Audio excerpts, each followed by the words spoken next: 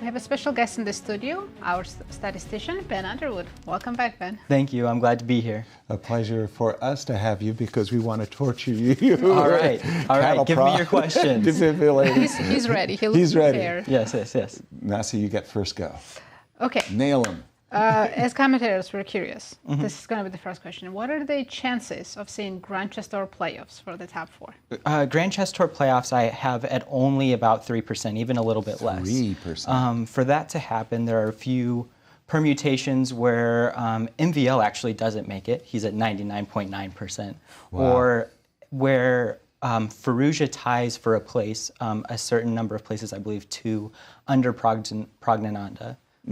So he would have to make a tie for a certain place. Praggnanandhaa would have to finish 2 places above to have them to tie for that 4th place spot and enter into a playoff. So, of course, it's entirely possible, but unlikely that you have to, reach that exact combination. 3% The only likely scenario, even in that case, is just playoff between Prague and Alireza.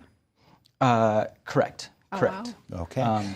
And what's the chances or probabilities of a playoff in the Sinquefield Cup, meaning tomorrow there could be a playoff?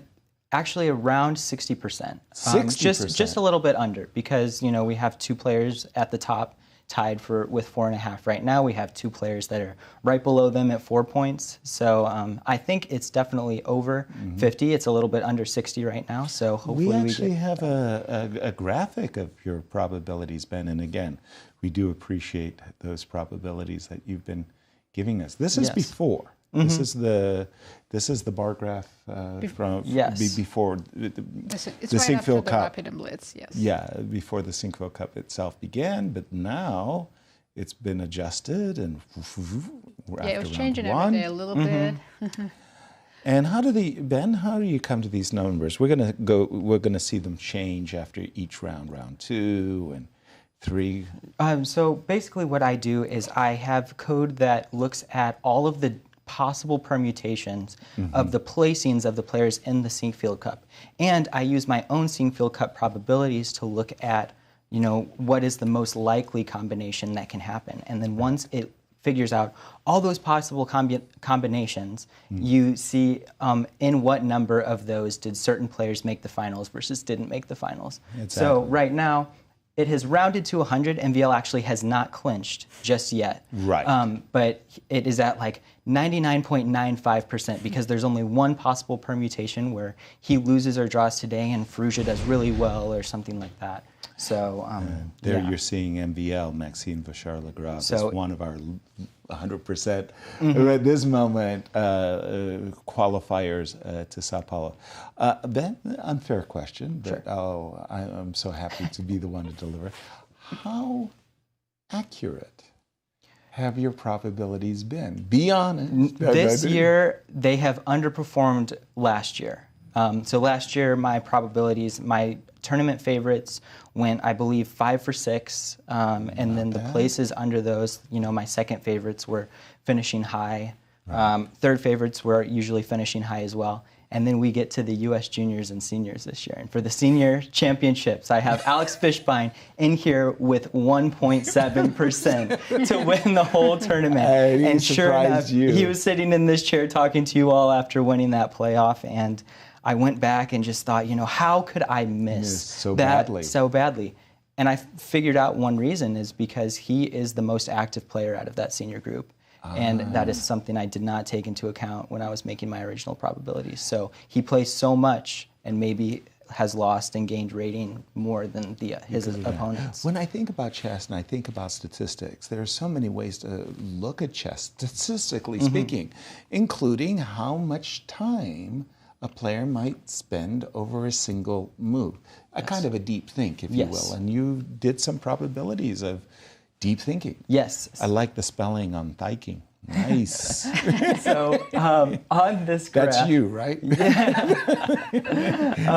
On this graph, I looked at all of the Grand Chess Tour games. Okay. And this was before Sinquefield Cup. Yep. And what it does is it looks at how many moves each player spent before they entered a deep think. But this is actually a question I had for you all, is when I'm running so many games at once, what qualifies a deep think? Okay, spell this out for me. Gukesh, he plays 11.3 moves And then has a deep think. Whereas Levon, he'll blitz out almost 16 moves right. before going into a deep think. Before I we- think anything over 10 minutes. I was going to say, before we answer, Ben, what did you consider as deep think?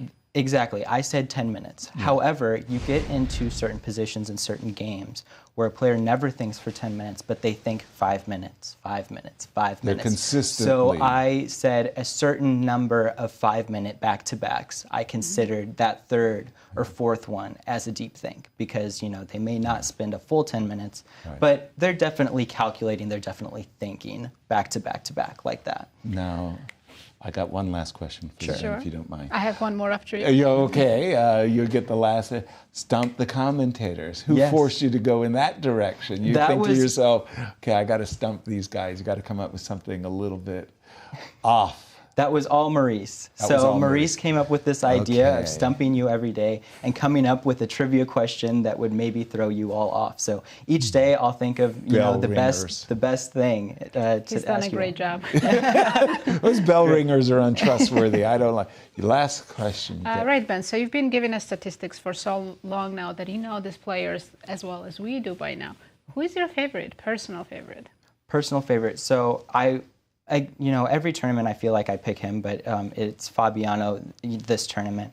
But I came in knowing that Pragnananda had such a good chance to also finish well. I believe he was my second favorite, and just after the performances earlier this year, and you know, I thought Remarkable. Yeah. that maybe I had even underpredicted him right. and his chances for this tournament. So as of now, looking at the matchups to come, I believe the two of them are about equal.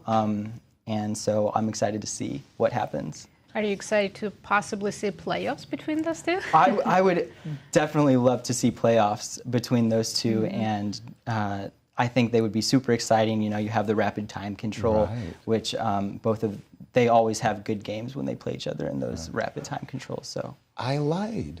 I have a last question for you. And I asked No Direct this question. What a group of talented junior players we have to. I mean, it's ridiculous how good these guys are.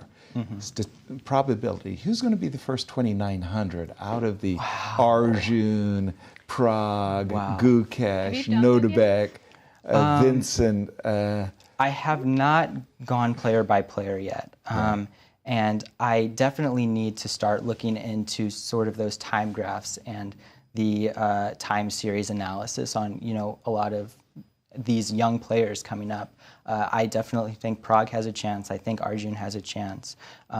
And I need to do a little bit more research into that because it is exciting. And, you know, these players definitely have the chance of getting up there. They're getting better at. And thank you so much for Thank you for everything having me. Yes. I'd still miss the Pleasure cattle prod. Pleasure to have you. We Ben. have a stump the commentators question. Yes, let's find out.